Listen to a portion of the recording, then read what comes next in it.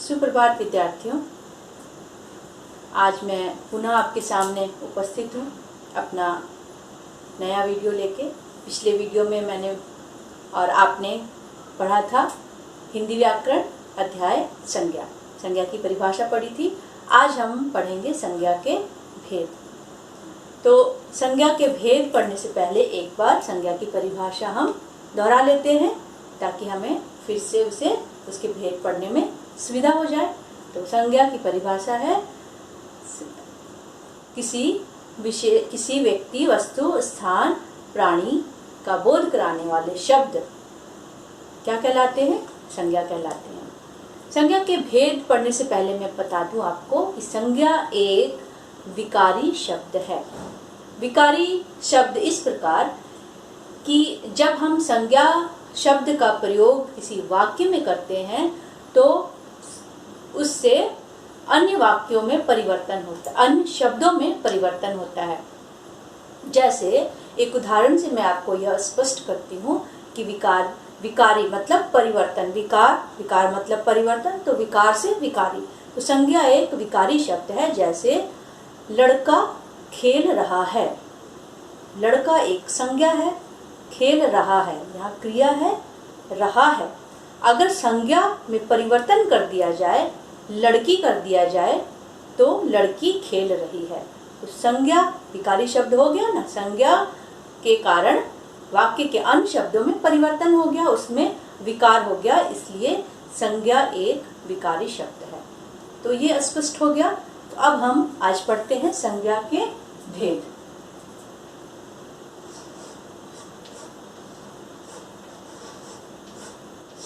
संज्ञा के भेद। हिंदी व्याकरण में संज्ञा को सहजता से समझने के लिए और उसका उपयोग करने के लिए उसे अलग अलग भेदों में बांटा गया। मुख्यतः तो संज्ञा के तीन ही भेद होते हैं, व्यक्तिवाचक, जातिवाचक और भाववाचक। लेकिन आधुनिक व्याकरण में या फिर कह सकते हैं कि हिंदी व्याकरण के प्रभाव के कारण इसके 5 भेद कर दिए गए हैं, जो कि जातिवाचक संज्ञा के ही में से ही 2 भेद और उसमें से उस जातिवाचक संज्ञा के ही 2 भेद उपभेद कर दिए गए हैं। तो उसे हम संज्ञा के 5 भेद भी मान सकते हैं। ठीक है, तो संज्ञा के 5 भेद पहले मैं इसके यहाँ पे नाम लिख लेती हूँ, उसके बाद उसे एक एक करके हम समझने का उसका प्रयास करेंगे। तो संज्ञा का पहला भेद है व्यक्तिवाचक संज्ञा।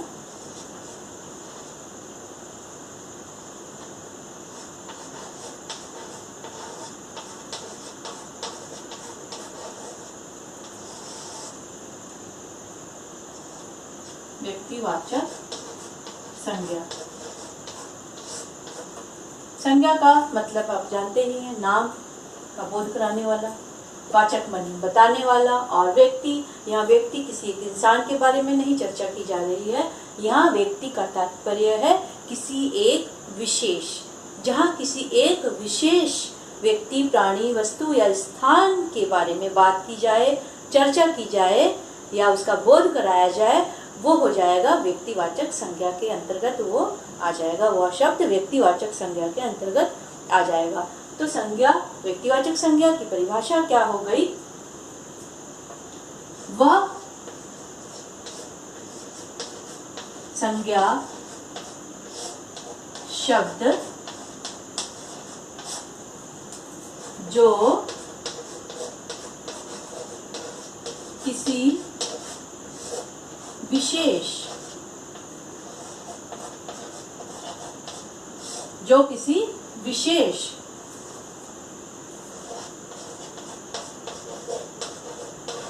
व्यक्ति, प्राणी,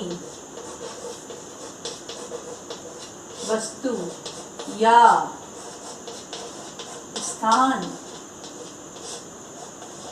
के नाम का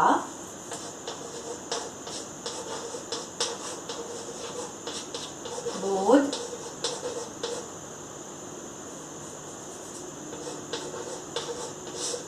कराते हैं। वह संज्ञा शब्द जो किसी विशेष व्यक्ति, प्राणी, वस्तु या स्थान के नाम का बोध कराते हैं उसे क्या कहा जाता है? उसे व्यक्तिवाचक संज्ञा कहते हैं। मतलब यहाँ एक विशेष यहाँ व्यक्ति का तात्पर्य हो गया, एक विशेष के बारे में चर्चा की जाती है।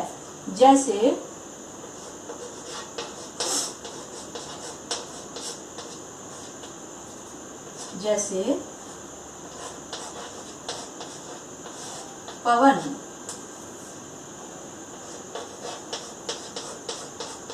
जापान, हिमालय, रामचरितमानस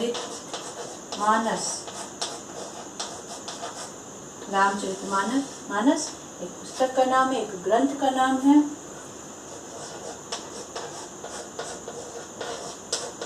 दैनिक जागरण एक समाचार पत्र का नाम है, आदि।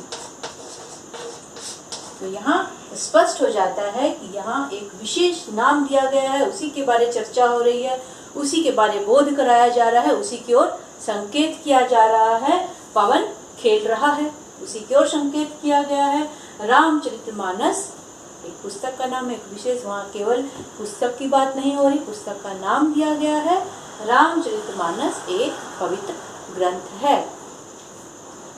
दैनिक जागरण एक समाचार पत्र का नाम है। मैं हर रोज दैनिक जागरण पढ़ता हूँ। यहाँ पे उसका नाम दे दिया गया। तो ये बिल्कुल सरल तरीके से इसके नाम के आधार पर हमने जान लिया कि वह शब्द, वह संज्ञा बताने वाला वाचक विशेष, जब किसी विशेष व्यक्ति, वस्तु, प्राणी, स्थान के बारे में बताया जाए, बोध कराया जाए, वो हो जाएगा व्यक्तिवाचक संज्ञा। एक उदाहरण वाक्य के आधार पर, वाक्य से एक उदाहरण हम लेते हैं और उससे हमें और भी स्पष्ट हो जाएगा कि हम किसी वाक्य में संज्ञा का भेद कैसे पहचानेंगे। मैं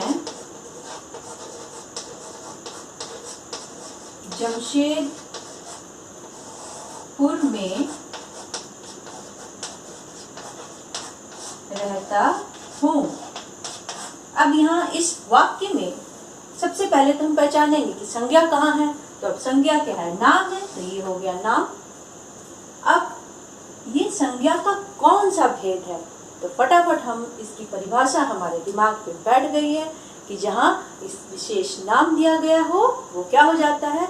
व्यक्तिवाचक संज्ञा। हो गया क्लियर, स्पष्ट हो गया। ये व्यक्तिवाचक संज्ञा क्योंकि यहाँ पे नाम है।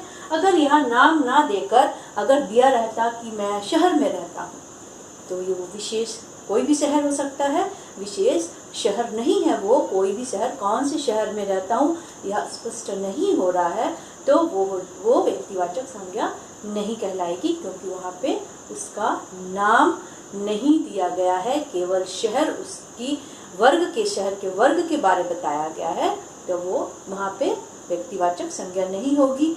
जहाँ पे विशेषता नाम दिया जाएगा वही व्यक्तिवाचक संज्ञा होगा। ठीक है, अब ये हो गया ना स्पष्ट। तो अब हम संज्ञा का दूसरा भेद पढ़ेंगे।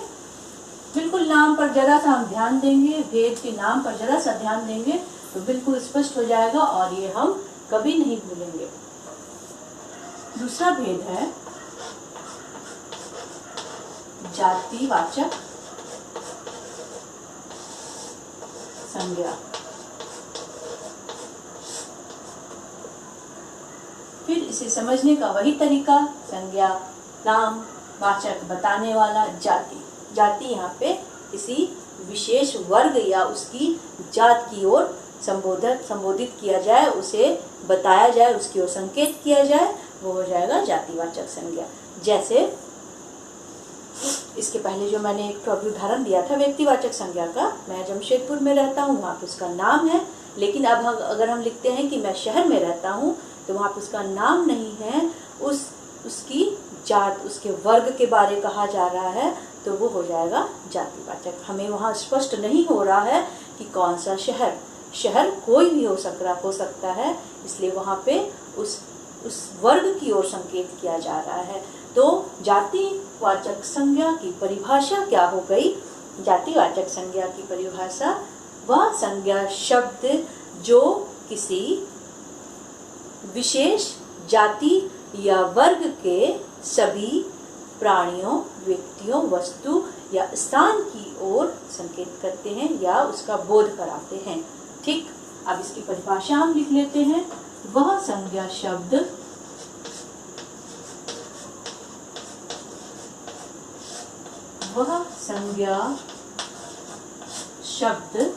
जो किसी विशेष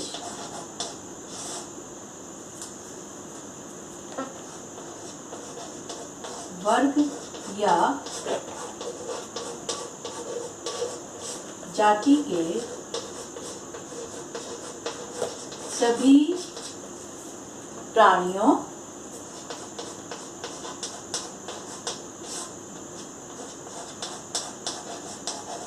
सभी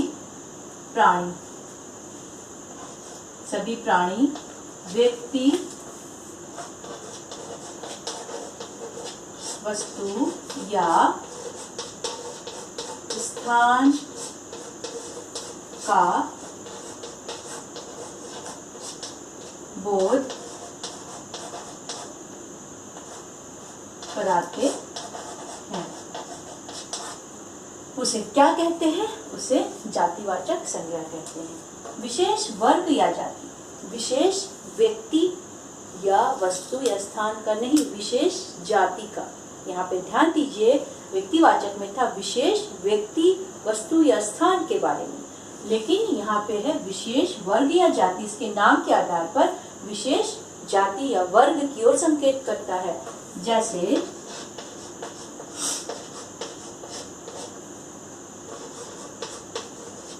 शहर, देश,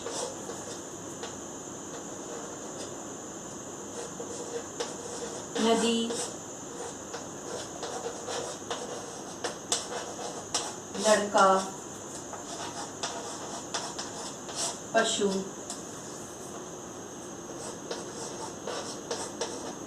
दिन, पर्वत आदि। तो इन सब से हमें पता चलता है कि एक विशेष वर्ग या जात की ओर संकेत किया जा रहा है। देश कोई भी देश हो सकता है, नदी कोई भी नदी हो सकती है, लड़का खेल रहा है, कौन सा लड़का खेल रहा है उसका नाम नहीं है, कोई भी हो सकता है। तो ये लड़के की विशेष उस जात की ओर, लड़के वर्ग की ओर संकेत किया जा रहा है ना। तो ये हो गया जातिवाचक संज्ञा। दिन, कौन सा दिन ये नहीं बताया जा रहा है, तो वो हो गया जातिवाचक संज्ञा।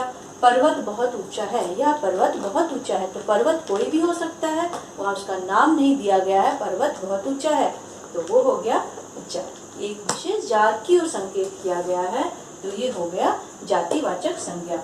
अब उदाहरण, एक वाक्य के द्वारा स्पष्ट किया जाता है। मैं शहर में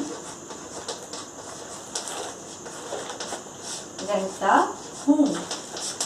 ये वाक्य मैंने व्यक्तिवाचक संज्ञा में भी लिखा था, अब ये जातिवाचक संज्ञा में भी लिख रही हूँ ताकि ये स्पष्ट हो जाए कि वहाँ था, यहाँ पे है मैं शहर में रहता हूँ। तो ये हमें पता चल गया कि शहर, यहाँ विशेष कौन सा शहर ये नहीं पता चल रहा है, ये उस शहर वर्ग या जात की ओर संकेत किया जा रहा है, इसलिए जातिवाचक। यहाँ पे नाम नहीं है, उस पे नाम था इसलिए वो व्यक्तिवाचक संज्ञा था। हो गया बिल्कुल आसान।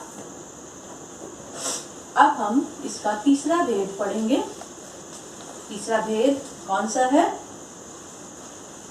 तीसरा भेद है भाववाचक संज्ञा। भाववाचक संज्ञा में, भाववाचक संज्ञा किसे कहते हैं?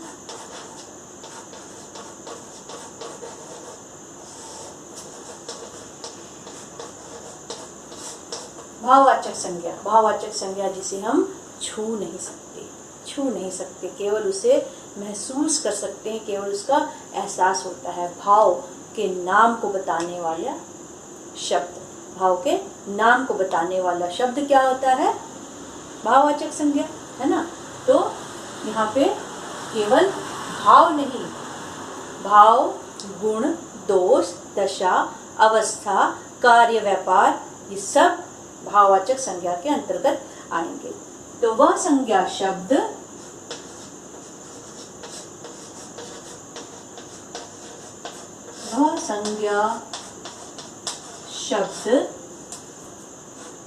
जो किसी भाव, गुण,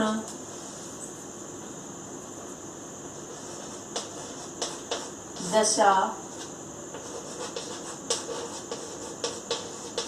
अवस्था, आदि के नाम का बोध कराते हैं, आदि के नाम का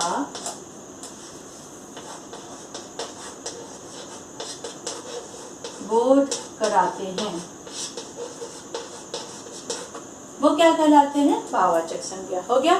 अब ये क्या है? भाव, गुण। गुण क्या है? गुण अच्छे भी होते हैं, बुरे भी होते हैं। भाव क्या है? भाव क्या है? जिसे हम छू नहीं सकते। दया, करुणा, क्रोध, ये सब इसे हम छू नहीं सकते। गुण क्या है? ईमानदारी, बेईमानी, साहस, ये सब गुण है। दशा, अवस्था। अब दशा क्या है? अमीरी, गरीबी। अवस्था क्या है? बचपन, बुढ़ापा, जवानी, ये सब क्या है? भाववाचक संज्ञा के अंतर्गत आएंगे। तो जैसे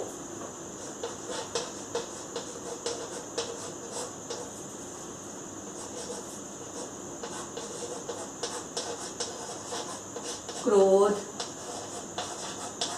दया। क्रोध को छू सकते हैं? नहीं छू सकते। केवल हम महसूस कर सकते हैं कि हाँ, हमारे अध्यापक बहुत क्रोधित हैं। क्रोधी को छू सकते हैं, क्रोध को नहीं छू सकते, है ना। अब दया को छू नहीं सकते, एक भाव है दया, दया को तो छू नहीं सकते।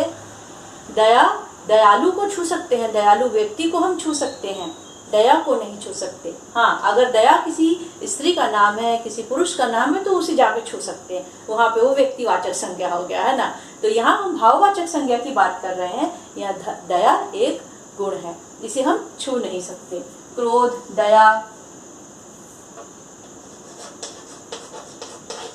अमीरी, गरीबी। अब अमीरी, गरीबी एक दशा है, इसे हम छू नहीं सकते। अमीर को छू सकते हैं, गरीब को छू सकते हैं, लेकिन अमीरी, ये हमें ऐसे, अमीरी कोई एक वस्तु नहीं है जिसे हम जाके छू लेंगे। अमीरी, गरीबी, बचपन,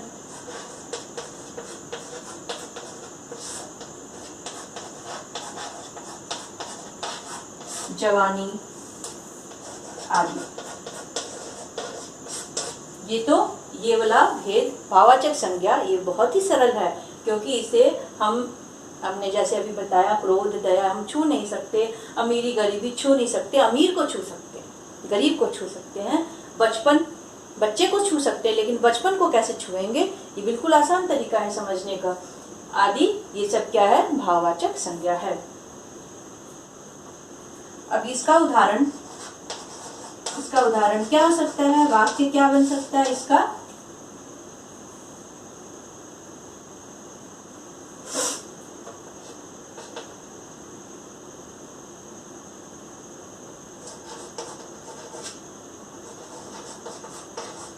मुझे बहुत क्रोध आ रहा है। मुझे तो नहीं आ रहा, लेकिन वाक्य मैंने लिख दिया, मुझे बहुत क्रोध आ रहा है। तो यहाँ पे एक भाव का नाम है क्रोध। तो यहाँ पे पूछा जाए कि इस वाक्य में संज्ञा बताएं और संज्ञा का भेद बताएं। तो कैसे बताएंगे? संज्ञा तो हमें पता चल गया, अब इसका भेद कौन सा है? क्रोध, जिसे हम छू नहीं सकते, वो हो गया भाववाचक संज्ञा। तो दोनों हो गया, संज्ञा भी बता दिया हमने और उसका भेद भी बता दिया। अब हम नंबर 4 क्या था? समूहवाचक संज्ञा। इसके नाम से तो पूरा ही स्पष्ट हो जा रहा है, समूहवाचक संज्ञा।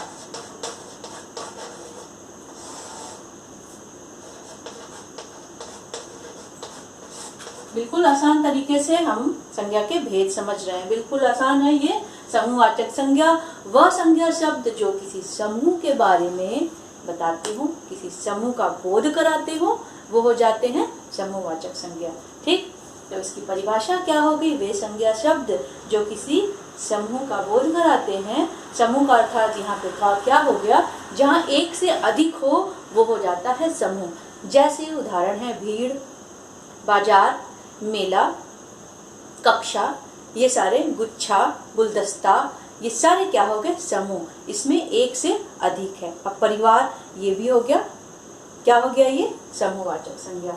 तो इसकी परिभाषा लिख लेते हैं, तो बिल्कुल आसान हो गया, भाववाचक से भी बिल्कुल आसान हो गया। अब इसकी परिभाषा लिख लेते हैं। वह संज्ञा शब्द जो किसी समूह का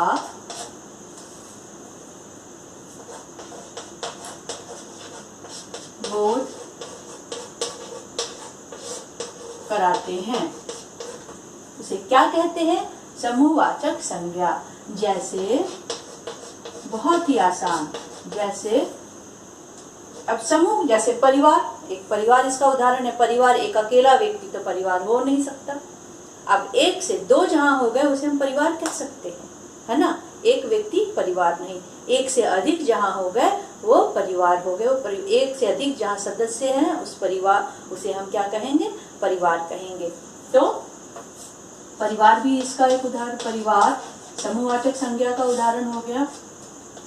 सेना, एक अकेले सैनिक से सेना नहीं बनती है, एक से अधिक सैनिक जहां हो जाए वो सेना बनती है। दल, गुच्छा, सभा, बाजार, कक्षा आदि। एक विद्यार्थी से कक्षा नहीं बनती, है ना। कक्षा में बहुत से विद्यार्थी हो तो वो कक्षा बन जाती, एक से अधिक विद्यार्थी हो उसे कक्षा कहते हैं। तो ये हो गया बिल्कुल आसान तरीके से, ये सारे समूह के लिए ये सब शब्दों का प्रयोग किया जाता है। तो हो गया ये समूहवाचक संज्ञा। उदाहरण, वाक्य के आधार पर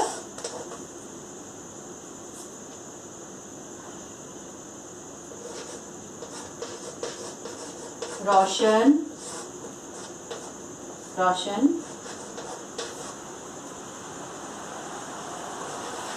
मेला देखने गया है। अब इसमें पूछा जाए कि इसमें संज्ञा कौन सी है, संज्ञा के भेद बताइए। तो इसमें फट से हम लिख देंगे, ये रेखांकित कर दिया कि ये संज्ञा है। अब इसके भेद बताना है तो कैसे बताएंगे? ये तो साफ स्पष्ट हो रहा है, ये हमने पढ़ लिया है। ये है नाम, विशेष व्यक्ति का नाम, तो ये व्यक्तिवाचक संज्ञा हो गया। और ये है मेला, इसमें क्या है? मेला। क्यों समूहवाचक संज्ञा? क्यों? क्योंकि एक व्यक्ति से मेला नहीं बनता, बहुत सी भीड़ रहती है, वो हो गया मेला। तो ये हो गया मेला, समूहवाचक संज्ञा हो गया। अब इसमें हमने दो उदाहरण सीख लिए, एक रोशन, रोशन एक व्यक्तिवाचक संज्ञा हो गया, तो ये मेला हो गया समूहवाचक संज्ञा। अब हम इसका संज्ञा का आखिरी भेद, पांचवा भेद पढ़ेंगे और उसका नाम है द्रव्यवाचक संज्ञा।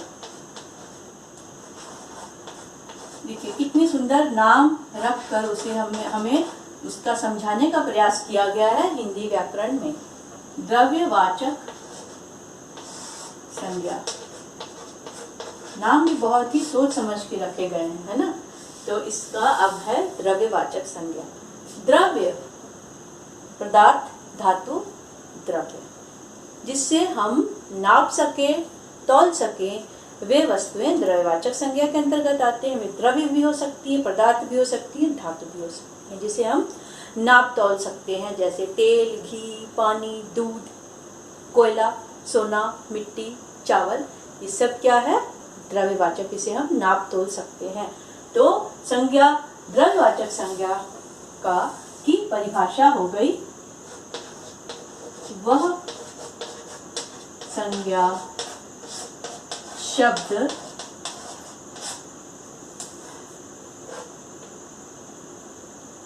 जो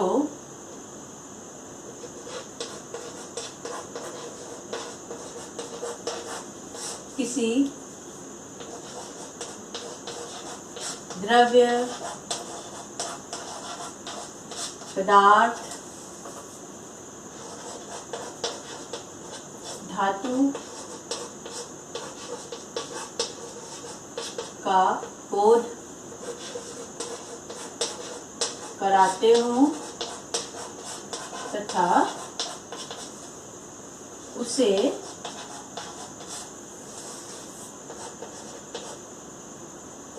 नापा, तौला जा सके। हो गया? जिसे हम नाप तौल सकते हैं, जैसे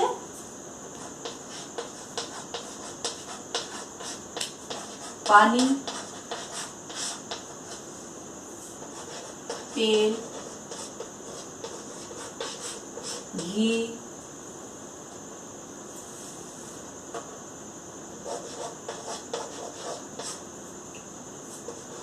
दूध, सोना, कोयला, आटा आदि। उदाहरण तो बहुत से हैं, सब नहीं लिख सकते बोर्ड पे, है ना। उदाहरण बहुत से हैं, बस एक जस्ट ये इसको समझाने के लिए ये थोड़े से उदाहरण दिए जाते हैं। तो हो गया ये द्रव्यवाचक संज्ञा हो गया। इसे हम अच्छी तरह नाप सकते हैं, तौल सकते हैं, वे हो जाते हैं द्रव्यवाचक संज्ञा। ठीक है, तो ये संज्ञा के पांचों भेद हमने पढ़ लिए। व्यक्तिवाचक संज्ञा, दूसरा नंबर जातिवाचक संज्ञा, तीसरा हो गया भाववाचक संज्ञा, चौथा समूहवाचक संज्ञा और पांचवा हो गया क्या? कौन सा हो गया? द्रव्यवाचक संज्ञा। ये सब संज्ञा के 5 भेद, पांचों हमने दिमाग में अच्छी तरह बैठा लिए। अब इसे हम भूलेंगे नहीं। व्यक्ति और विशेष समझाने के लिए व्यक्तिवाचक संज्ञा का प्रयोग हमेशा एक वचन में होता है। जातिवाचक संज्ञा एक वचन में भी होता है और बहुवचन में भी होता है। उदाहरण के लिए जैसे लड़का खेल रहा है, जातिवाचक संज्ञा है एक वचन, लड़के खेल रहे हैं बहुवचन है। जातिवाचक संज्ञा है लेकिन बहुवचन है, तो इसमें एक वचन का भी प्रयोग होगा और बहुवचन का भी प्रयोग होगा। और एक इसमें बताने की बात है कि हिंदी व्याकरण में कभी व्यक्तिवाचक संज्ञा, जातिवाचक संज्ञा में कभी कभी थोड़ा सा हमें समझने में थोड़ी कठिनाई होती है। जैसे अगर वाक्य लिखा हुआ है कि हमारे देश में रावणों की कमी नहीं है, हमारे देश में रावण की कमी नहीं है, तो यहाँ रावण अगर हम देखें तो नाम है, तो उस हिसाब से, नाम के हिसाब से अगर देखा जाए तो ये व्यक्तिवाचक संज्ञा हो जाए। लेकिन वाक्य के आधार पर अगर हम इस वाक्य में पूछा जाए कि वाक्य में रावण का प्रयोग क्यों किया गया है, तो यहाँ हम कहेंगे कि ये जातिवाचक संज्ञा है। क्यों? क्योंकि यहाँ रावण का अर्थ बदमाश से लगाया जा रहा है, उसके स्वभाव से लगाया जा रहा है कि देश में बदमाशों की कमी नहीं है। रावण वहाँ पे उसके स्वभाव के कारण उसका प्रयोग किया गया है, इसलिए वो रावण एक व्यक्ति विशेष को ना लेकर हम वहाँ पे एक स्वभाव विशेष, एक जाति विशेष के बारे में बात की जा रही है, इसलिए हम वहाँ पे कहेंगे उसे जातिवाचक संज्ञा। अगर लिखा जाए कि रावण एक राजा था, तो यहाँ केवल एक विशेष व्यक्ति का नाम है, तो वो व्यक्तिवाचक हो गया। अब कभी कभी होता है कि जातिवाचक है, वहाँ वाक्य में जातिवाचक दिख रहा है, लेकिन वो होता है व्यक्तिवाचक के लिए प्रयोग होता है। जैसे शास्त्री जी एक अच्छे नेता थे। इस वाक्य में शास्त्री जी अगर देखा जाए तो शास्त्री जी कोई भी जिसने शास्त्रों का अध्ययन किया हो उसे शास्त्री कहते हैं। तो शास्त्री जी अगर देखा जाए तो ये जातिवाचक है, क्योंकि कोई भी हो सकता है शास्त्री जी। आप शास्त्रों का अध्ययन कर ले, आप भी हो सकते हैं। तो यहाँ पे शास्त्री जी एक जातिवाचक के लिए उपयोग नहीं किया गया है। यहाँ शास्त्री जी वाक्य अगर पूरा पढ़ते हैं हम तो हमें यह उसका मतलब निकलता है, उसका अर्थ हमें निकलेगा कि शास्त्री जी एक अच्छे नेता थे। इसलिए हमें ये पता चल रहा है कि शास्त्री जी लाल बहादुर शास्त्री के बारे में वहाँ बात की जा रही है। स्पष्ट होता है वाक्य से कि वहाँ पे लाल बहादुर शास्त्री जी के बारे में बात हो रही है। इसलिए उस वाक्य में शास्त्री जी व्यक्तिवाचक संज्ञा के रूप में प्रयोग किया गया है। वहाँ पे शास्त्री जी व्यक्तिवाचक संज्ञा का भेद कहलाएगा। ठीक, तो ये सारा हमने संज्ञा और संज्ञा के भेद पढ़ लिए। ये अध्याय पूरा हमने पढ़ लिया। पांचों भेद हमारे अब मुट्ठी में और दिमाग में बैठ गए। इसे हम कभी भी भूलेंगे नहीं, है ना। तो इसे आप अपनी अच्छी तरह अपने दिमाग में रखिएगा, भूलिएगा नहीं, क्योंकि अगले वीडियो में मैं हिंदी व्याकरण का एक नया अध्याय लेकर उपस्थित हो जाऊंगी आपके सामने, और आप पिछला भूलिएगा नहीं, ताकि हम आगे आगे आसानी से पढ़ते रहें। तब तक के लिए नमस्कार।